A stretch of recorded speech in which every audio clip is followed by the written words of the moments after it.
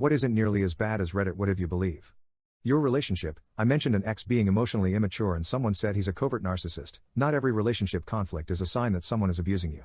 As a father, taking my daughters to the park, nobody ever thought I was a predator or looked at me suspiciously. If anything, most people gave me positive vibes because they liked seeing a father actively involved, nor was it strange to see other men agreeing to disagree and moving on. The average Redditor gives advice like being correct and proving one's correctness is extremely important, even in causal conversation. As someone who used to be that way, I cannot emphasize how much less stressful life is if you're willing to just move on and compromise, even if you think you're 1000% right. Obviously, there are things you should never compromise on, but those are a lot easier to recognize when you let the small disagreements go.